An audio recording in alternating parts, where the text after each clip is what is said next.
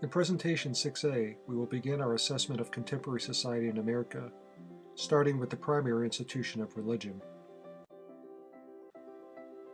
Our focus will be to highlight trends in research where it exists to establish the overall health of religion in America. Specifically, we will note what the research is telling us and where religious belief in America is heading in present times. This is especially important amongst our youth, as they are harbingers of the unfolding culture before us. We will examine the what and the why as we focus on religion in America and explain the causal factors for current trends. As a gentle reminder, we are spending our time on these various topics to promote learning more about our current culture and giving people greater insight into critical thinking on just what is or is not going on in our primary institutions. Overall, the entire effort we make is for them, our children, and their future. They deserve every opportunity to grow up in a safe and promising world. That's our responsibility to them. In this presentation on the institution of religion, we will cover several cultural areas: beliefs, the intellectual class, social leadership, the different major religions, the professional class, and worship associations like churches, mosques, and synagogues. Aside from the family, of all the primary institutions in humanity, religion has been the most impactful in the shaping and development of moral conscience in societies for thousands of years. Across the world and across the millennia, we've witnessed intimate relationship between believers and their God, participating in and developing humanity. As the cultures have grown, changed, and shifted, as civilizations have risen, fallen, and risen again, religious belief has been there and has played an important part in shaping the character of humankind. Religious philosophies and beliefs gave rise to cultural institutions of religions in nearly every part of the world, competing with and in many ways guiding society's development in constitutions, law, governance, education, and control, yet always seeking to provide a constant influence on liberating the human soul to a higher spiritual level. One monumental aspect of religious institutions over time has been their endurance, through changing civilizations, through persecution, prejudice, pogroms, through political oppression, world wars, and conflicts, through plagues, natural catastrophes, and the turmoil of empires and emperors. Today, religion as an institution continues to endure. In some areas of the world, religion is thriving. In other parts, it is in retreat.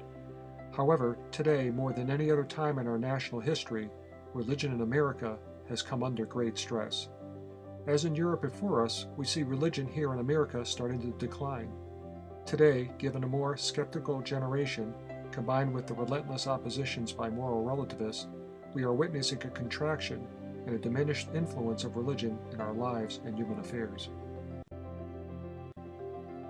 Religion, belief, God, devotion to absolute values, all have been and are being continuously undermined by moral relativists. They go by many names: secular progressives, liberal agnostics, false teachers, atheists, rationalists. No matter what their name, their active disbelief in God is resulting in a decline of faith and morality in both society and our lives. A decade ago, former President Jimmy Carter had warned us, our values and morality are endangered, both by the fanatics within and the relativists on the outside. Both factions vying for different reasons, yet both taking us to the dissolution of God and our humanity. In the United States, we can see what's happening. Here's a graph from the sociological spectrum showing the trend of combined religiosity amongst Americans since the early 50s. Combined, religiosity is the measure of worship service attendance, membership in congregations, prayers and feelings towards religions, as measured by way of scientific surveys. Religiosity in America is in a definite decline. As you can see, back in the 1950s, religiosity indexed around 80% of Americans. Since about the early 70s, religiosity started falling, mainly as a result of social turmoil in the U.S. from the Vietnam War and the counterculture movement of that era.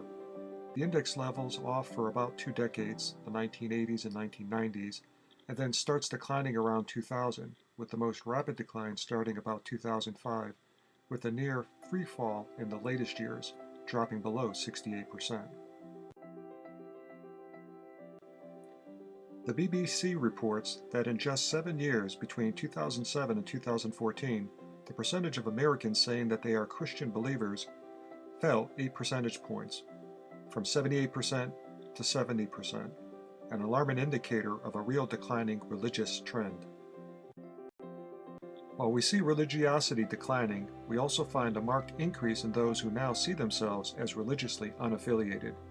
In numbers, that translates to 19.2 million people dropping out. Again, in just 7 years. This was 3 years ago. No doubt it's even lower now. Again, the increase reflects the skepticism and doubt of a younger, more apathetic generation. Of great concern, we are witnessing a seismic shift in the base of religiosity in America, where our youth are abandoning religion at an alarming rate in our contemporary society. To emphasize the youth factor, we see the millennials are becoming less religious. As an increasing percentage, they don't belong to any organized faith. Altogether, the religiously unaffiliated now account for 23% of the adult population in 2014, according to Pew Research. That's up from 2007, when only 16% said they were unaffiliated, which again was up from 5% back in 1995. Overall, it's a staggering increase to go from 5% up to 23%, and quite likely in 2017, even higher. Here's another finding. Only about 40% of millennials consider religion an important factor in their lives. Only 40%. Again, this is among our 21 to 36-year-olds. We need to ask ourselves, what about the other 60%? Where can their heads be? I dare say, not in a good place. A Pew Reports Center study published in January 2017 by Dr. Thomas D. Williams, Ph.D., found that religious affiliation and practice dropped off dramatically during Obama's 2 terms in the White House.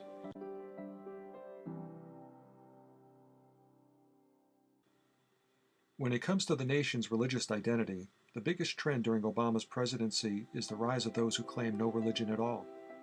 This finding comes to no surprise to many who felt Obama inadequately led America with character and faith, oftentimes eschewing any association with religion in order to appease a noisome left-wing, moral relative side of the Democratic Party base. Let's take a look at what it's like elsewhere in the world. Powerful nations in Europe and Asia have majorities of their population with no belief in religion, nor religion having an important part in their lives. Not a good picture at all. Here's a chart that shows the percent of a country's population that says religion is very important in their lives. You can see many of the poorer, less developed nations are at the top left, showing good percents. However, look at the bottom countries where less than 30% say religion is important. Look at the countries and the populations that are found here. This is a terrible indicator of the state of belief in the Western democratic countries in the world, where much of our world leadership comes from. Now, let's look just at Greater Europe. In this chart, by country, the percents of blue represents the portion of each country's population that believes in God. In red and green, no belief in God. More than half of the populations of Greater Europe has no belief in God. More than half. Again, look at where the large industrialized countries fall. In these countries, you have greater prosperity and investment in education. Yet they have clear majorities of their population with no belief in God. None. This was as of 2005. What do you think the chart looks like now, 12 years later? With stats and trends like we've just presented, it begs the question, have we entered a secular age? And of greater significance, what does that entry portend for our children as the world around them slips away from God? A disturbing development in America over the past several decades has been the rise of militant secularism. It's a popular belief system of the far left, which says that if you're a Christian who believes in the authority of the Bible and in absolute morality, you're intolerant and your beliefs are not acceptable in society. Unfortunately, militant secularism has been taking hold in our schools with more relativist educators. It's poisoned the entertainment industry, dragging down the general culture of our politics, even our churches. And one of the results has been a steep increase in the number of young people rejecting God. We can see it in the trends. When we push God out of our lives and culture, we need to be wary of what fills the vacuum. We shouldn't be surprised to see atheism surface more and more in our society, taking advantage of the vacuum which is being created. The atheists have stepped out of the dark shadows of modern society, and bold that they are now exploiting our culture with their hate and mockery of Christianity, eagerly filling the vacuum created by retreating religiosity in America as well as in Greater Europe. Here's a recent example of an atheist, and also an avowed Satanist, running for political office in California. He wants to reform public schools and reduce jail incarcerations, create jobs, all the while being a satanic temple organizer. He's a busy man. In New York City, right in Times Square, we see the handiwork of atheists during the Christmas season, openly mocking Christ. Is atheism on the rise? Unfortunately it is, and the growth of disbelief signals danger for America. Atheist organizations, now on a regular annual schedule, plaster billboards across American cities, again hatefully mocking Christianity and people of faith, especially around the Christmas holiday period. Just this past December in 2016, an atheist in Boca Raton, Florida, who's a member of the Freedom from Religious Foundation and a local grade school teacher no less, assembles an atheist propaganda display on the town green, 20 feet from a Christmas creche display. Atheism is organizing politically, seeking to draw more people, especially political representatives, into their cause. About every few years, they stage a reason rally in Washington, D.C., essentially to celebrate secular atheist, agnostic, and humanistic doctrines. The influence of atheists in secular hands is being felt in our government and armed forces. In 2015, as an example, Fort Riley caved into threats from a special interest organization called the Military Religious Freedom Foundation. And incredibly, Fort Riley disinvites a former Army General, Lieutenant General Jerry Boken, from delivering a speech at a prayer breakfast for the Delta Force heroes. An atheist proudly steps forward to claim credit for the cancellation. G.K. Chesterton, a philosopher and moralist from the early part of the 20th century, had it right when he said, "Right is right even if nobody does it, and wrong is wrong even if everybody is wrong about it." He knew then, as we affirm now, God's absolute truths are above humankind. They stand regardless of whether we live by them or not. They are eternal and not changeable by human sentiment.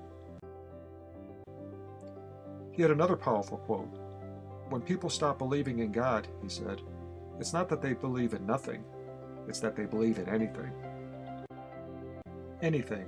War, communism, Nazism, mass starvation, Satanism, bigotry, radical Islam, cults, and God-haters. Again and again, we see it in our history. When God is pushed out of humanity by moral relativists and worse, a vacuum of moral conscience is created in society and in people's lives, in families and communities. And what happens? Evil rushes into that vacuum, violent and voracious, spreading its deadly roots into the hearts of civilizations, into the heart of man, intent on destroying human lives and blinding human souls to evil pursuits. When the good is pushed away, the toxicity of evil flourishes.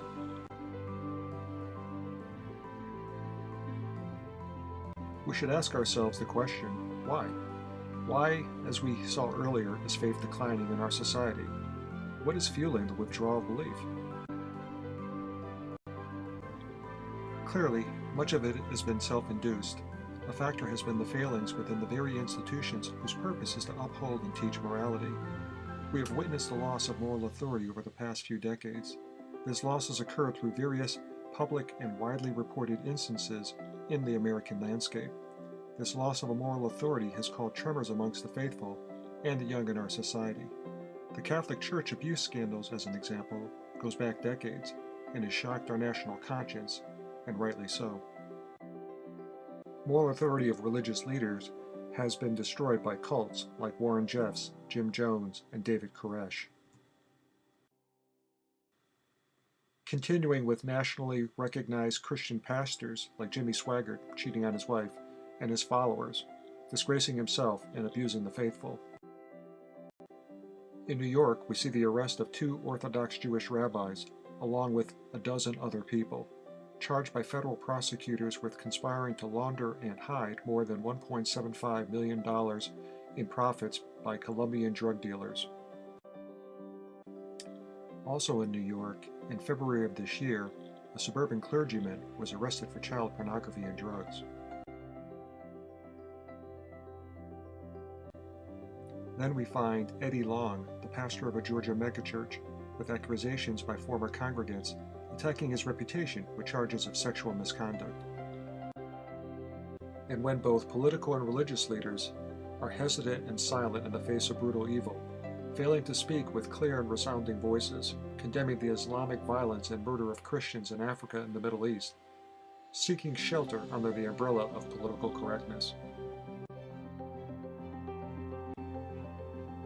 Why, we ask ourselves, is faith declining? Where is the voice of reason among the 1.6 billion Muslims across the world and the millions here in America? Why do we tolerate a hateful, extremist voice of Islam through the Wahhabi sect of Saudi Arabia and the mosques that they have planted around the earth to preach their hatred and religious distortion of Islam to Muslims all over the world? Why is faith being supplanted by evil, with groups like ISIS and other radical Islamic terrorist associations wantonly slaughtering the innocent? Here's a fact you probably haven't heard. The Wahhabi Islamic branch of Islam has built dozens of new radical mosques across the USA in major population centers, giving them presence and reach within our free society to teach their toxic view of hatred towards the Jewish state and Western values.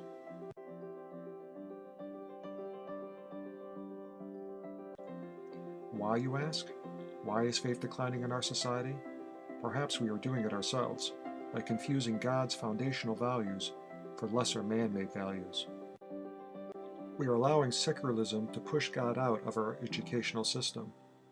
President George H. Bush, back in 1992, made an insightful and challenging remark when he quipped, "Something's wrong when kids can get birth control in school, but can't say a prayer in school." We allow secularists to deny people of faith their right to honor their God in public venues. The faithless, like the ACLU and other left liberal groups, threaten school districts with expensive lawsuits to coerce a silencing of free expression. In our military, we're allowing secularism to push God out. Lieutenant General William Boken, 3 stars, comments, "There is definitely an all-out assault on the Christian faith within our military today." We are allowing secularism to push God out of respectful and worthy ceremonies for honoring our military soldiers and those missing in action. So far, at least 3 VA medical clinics and 1 Air Force base has complied with the Military Religious Freedom Foundation's, a left liberal secularist group, demanding displays meant to honor our soldiers' lives and the MIAs be cleansed of any Bible references or references to God. And then in our political leadership, we have a very recent example of religious division. In 2016, during the contentious political race between Hillary Clinton and Donald Trump, we learned that John Podesta, chairman for the Hillary Democratic presidential campaign, had been actively organizing as many as 3 formal groups to draw away Catholic parishioners from the conservative Catholic Church hierarchy, mainly bishops, and their doctrinal teachings on life, marriage, and lifestyle. Podesta, in a scandalous move, actively sought to split Catholic faithful along political identity lines and weaken the Church and adherence to their Christian teaching. Pretty vile, to say the least. George Washington had it right over 239 years ago when he remarked, "It is impossible to rightly govern a nation without God and the Bible." That was when leaders were leaders and understood what was really important and vital to the character of a nation. Unlike today, where we have to listen to weak-kneed politicians worshiping at the altar of moral relativity and political expedience.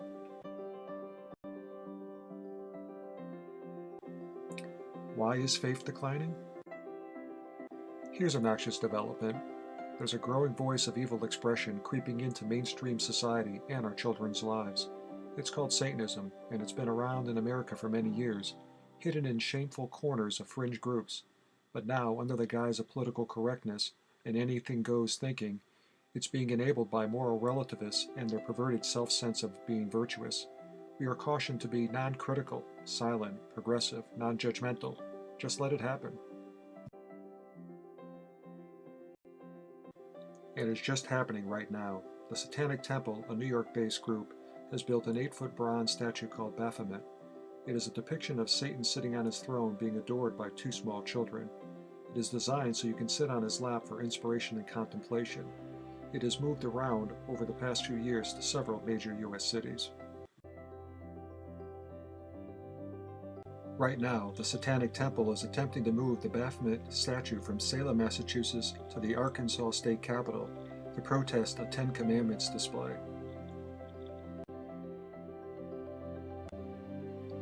Neo-paganism is reported to be becoming the fastest growing religious movement today. Witchcraft and occultism are knocking on the doors of American home, and both gaining acceptance and prominence in media and advertising. Again, once the subject of derision and weird meetings in dark corners is now getting a lot more attention as it seeps into mainstream America and your child's world. 2 fairly recent examples typify the growing boldness and confidence of witchcraft and its exposure in our media as somehow normal or beneficial to progressive causes. First, in June 2016, a group of witches in Stanford, California conducted a mass hexing of Brox Turner, a young college kid who raped another college co-ed, got off too easy with his sentencing. So they organized over 1,000 witches to gather in group and recite a spell against the young man. A group of witches is attempting to use black magic to neutralize U.S. President Donald Trump by casting a binding spell to prevent him from governing. The mass spell to bind Donald Trump will be performed at midnight on every waning crescent moon beginning Friday, February 24th, until Donald Trump is removed from office, the group's website states. The mass ritual will allegedly be repeated again on March 26th, April 24th, May 23rd, June 21st, the summer solstice, July 21st, and August 19th. The spell also invokes evil on those who abet Trump, which would seem to appear to cover his staff and his political nominees and perhaps the millions who have voted for him as well. The inclination for people to get drawn into the occult and false beliefs is happening at the highest levels of our culture. The European Joint Scientific Research, known as CERN, where some of the most brilliant scientists in the world are studying particle physics with the Giant Hadron Collider, was embarrassed last year when a group of scientists held an occult ceremony outside the facility, ostensibly worshipping Shiva, the Hindu god of destruction, and played the sacrifice of a young naked woman in front of the statue. A concerning moment for all of us when highly educated professionals stoop to perform an occult ritual of death.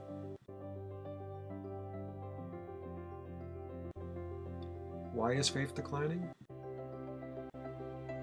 Now we have the Satanic Temple offering and promoting their after-school Satan program designed to offer children a primer for the temple's purpose and rejection of God or any religious principle. The temple has been able to get several school districts across the country, appealing to the liberal progressive educators located in those school systems, with enticements about diversity and free thinking.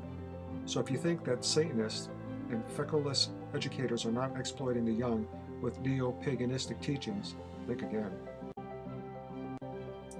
In Mount Vernon, Washington, the legal attorney representing the school district advised the school administrators to allow the Satanic Temple to run their after-school Satan program in the district to avoid costly litigation to fight them.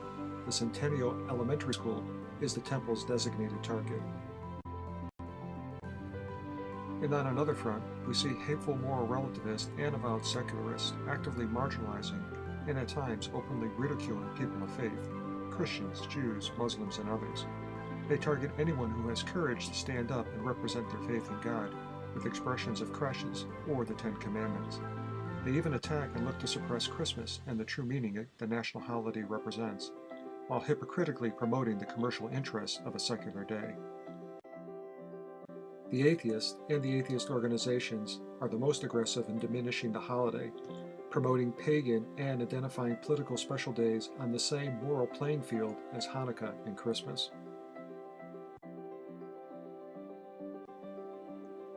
Could it have anything to do with moral relativists working hard at placing the Bible on the list of challenged books that need to be removed from local libraries across the nation?